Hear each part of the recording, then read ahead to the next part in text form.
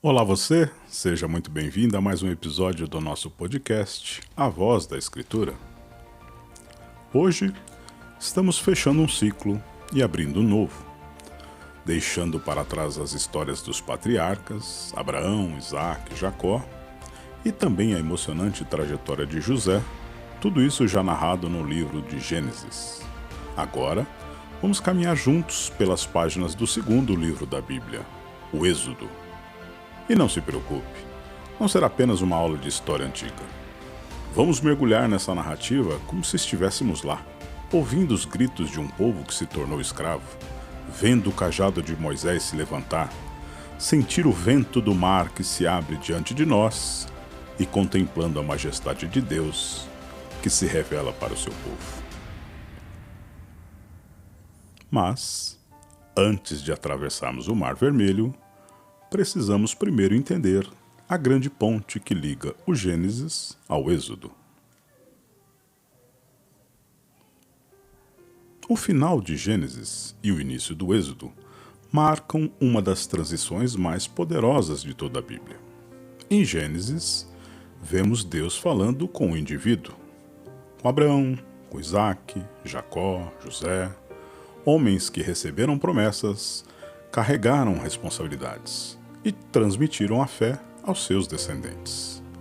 O centro do plano de Deus estava em uma família patriarcal. A promessa feita a Abraão era: de ti farei uma grande nação, e te abençoarei, engrandecerei o teu nome, e em ti serão benditas todas as famílias da terra. Essa promessa foi reafirmada em Isaac, confirmada em Jacó e preservada, como vimos, de forma dramática através de José. O livro termina nos mostrando esta família, cerca de 70 pessoas, vivendo no Egito em paz e prosperidade. Mas, com o passar dos anos, aquela pequena família se transformou em uma multidão de quase 2 milhões de pessoas. E aqui vemos algo surpreendente. Deus cumpre sua promessa de multiplicar a descendência de Abraão, mas o faz em uma terra estrangeira. A promessa ainda não estava completa. E agora então, algo muda profundamente. O foco de Deus se expande. Ele vai falar não mais apenas com o patriarca ou filho da promessa. Ele vai falar com um povo inteiro. A partir daqui, Deus começa a transformar aquela descendência em uma nação organizada. E uma nação precisa de 3 pilares: um governo, um Estado com leis e estrutura social, um culto religioso, onde um sacerdócio, sacrifícios e um lugar de adoração são exigidos, e um padrão ético e moral, onde um código de vida reflita a santidade de Deus. Se em Gênesis o palco era a tenda do patriarca, em Êxodo o palco será o Monte Sinai, onde Deus estabelecerá sua aliança, não apenas agora com a família, mas com um povo inteiro. Para nos localizarmos no tempo, o fim da história de José se passa lá por volta do ano de 1800 a.C. Já o livro do Êxodo se desenrola séculos depois, aproximadamente no ano de 1400 a.C., o que significa um intervalo de cerca de 400 anos entre os dois livros. Neste período, a promessa de multiplicação se cumpriu. De 70 pessoas, Israel se tornou uma multidão. Mas com esse crescimento, veio também uma ameaça. A Bíblia nos conta isso. Levantou-se um novo faraó, que não conheceu José. E com ele, vemos que o Egito mudou. Olha só, o Egito desde José já havia passado por guerras internas, por invasões estrangeiras. Houve um tempo, inclusive, que um povo semita, denominado Ixos, vindo de fora, dominaram o trono do Egito. Quando os egípcios conseguiram retomar o poder, surgiu um medo profundo de perder novamente suas terras para estrangeiros. Foi nesse contexto que o novo faraó olhou para Israel, um povo estrangeiro numeroso em suas terras, e os viu como uma ameaça. E assim, ele decide oprimi-los, escravizá-los. Mas atenção, a escravidão do Egito não era exatamente como a escravidão que conhecemos da história moderna. Era um sistema de opressão econômica e social. Os israelitas trabalhavam pesado em construções, recebiam algo em troca, mas tão pouco que mal conseguiam sobreviver, e cada vez recebiam menos. Era um ciclo de exaustão, uma vida no luxo do palácio e outra vida de sofrimento nos bairros e nas margens do Nilo. E aqui surge uma pergunta inevitável. Se Israel era o povo escolhido, por que Deus permitiu que eles se tornassem escravos? A resposta está no propósito pedagógico de Deus. Lembre-se, Israel ainda não tinha uma identidade nacional. Não tinha uma religião organizada. Seus costumes estavam misturados com os hábitos egípcios. Eles estavam nessa terra há 400 anos. Muitos até já adoravam os deuses egípcios. Se Deus simplesmente os tirasse do Egito, sem antes moldá-los, esse povo não teria condições de entender quem ele era, nem o propósito da terra prometida, e até muito menos qual era o plano de Deus para a nação de Israel. Israel precisava sentir o peso da opressão humana. Precisava entender que o faraó, considerado Deus na terra, era apenas um homem. O povo oprimido precisava clamar por socorro. E clamando, esse povo deveria entender que foi ouvido pelo Deus de seus antepassados. E assim, o tempo de silêncio estava prestes a terminar. Aqui chegamos a um momento muito dramático e glorioso de toda a Escritura. O confronto entre Deus e o faraó. Mas atenção, não é apenas uma batalha política entre um líder religioso e um governante poderoso. É algo muito maior. Este é um momento em que um Deus invisível, até então que se comunicava com poucos, com Abraão, Isaque e Jacó, se apresenta diante de uma nação inteira. Este é o momento em que Deus se mostra não mais como Deus dos meus pais, mas como Deus vivo, presente, atuante, que vai me livrar da opressão do Egito. Pensa comigo. Para o faraó, Israel era apenas uma massa de trabalhadores. Para o povo de Israel, Faraó era considerado um deus na terra, dono do Nilo, dono do sol, dono das colheitas, dono até deles mesmos. E é exatamente nessa arena que Deus decide se revelar. Ele se apresenta, inclusive, de forma nominal. Vemos aqui em Êxodo Deus se apresentar como Iavé, ou em tradução livre, Eu sou o que sou. Um nome que não pode ser comparado, limitado ou reduzido a qualquer outro.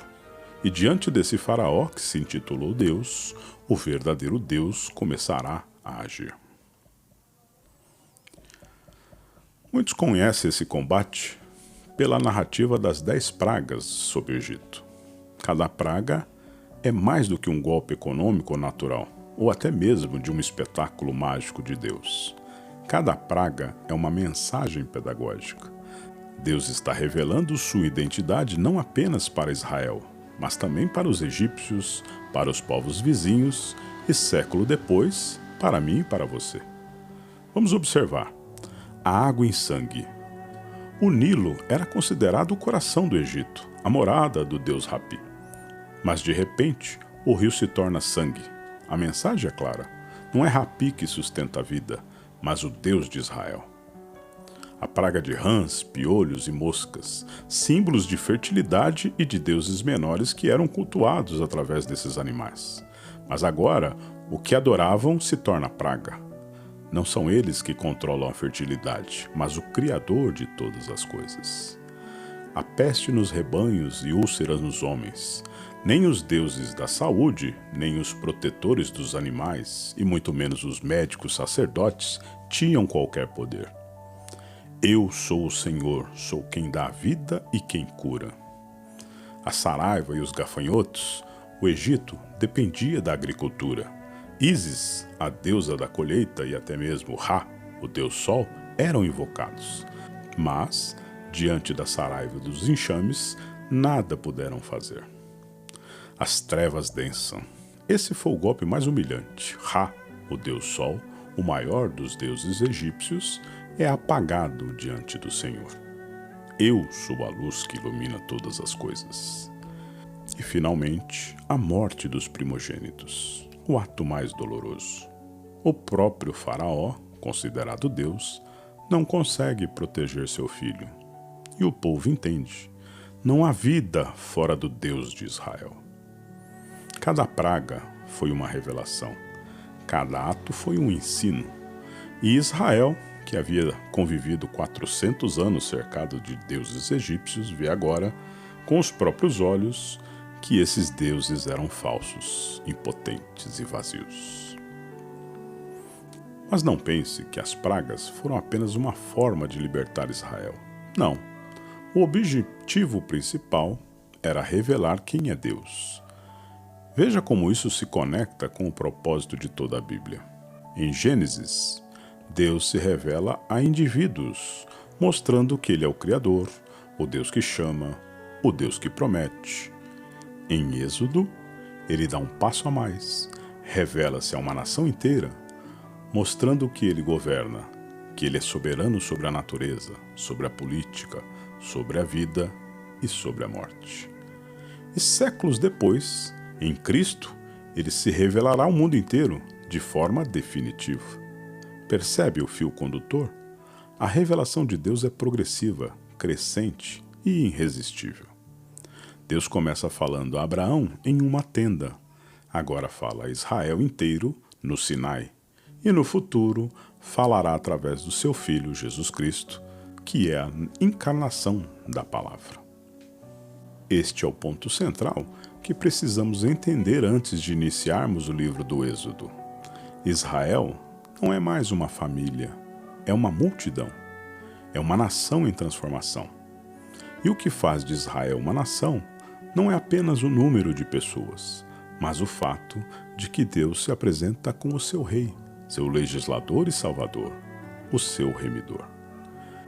Quando fora do Egito, no Monte Sinai, Deus vai estabelecer 3 pilares que sustentam a identidade de seu povo.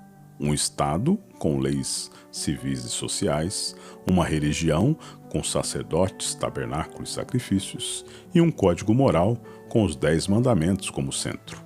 Israel vai aprender através da opressão que só existe um Deus verdadeiro, e através da libertação que esse Deus não é distante, mas que está presente. Este é o ponto da virada da história bíblica. A partir daqui, não falamos mais apenas do Deus dos patriarcas, falamos do Deus de Israel. Nos próximos episódios, vamos mergulhar nos detalhes dessa revelação extraordinária. Vamos acompanhar como Deus salva Moisés da morte, como o chama e o capacita, esse homem improvável para liderar Israel, como Deus desafia o faraó e mostra que só ele é o Senhor. Veremos esse maravilhoso Deus abrir o mar vermelho para o povo passar.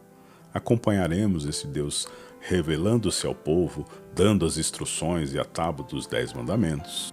Veremos um ato muito importante, o de Deus voltar a habitar com o povo em seu tabernáculo. E entenderemos passo a passo como o Êxodo nos prepara para a maior revelação de todas, a vinda de Cristo, o Cordeiro de Deus que tira o pecado do mundo.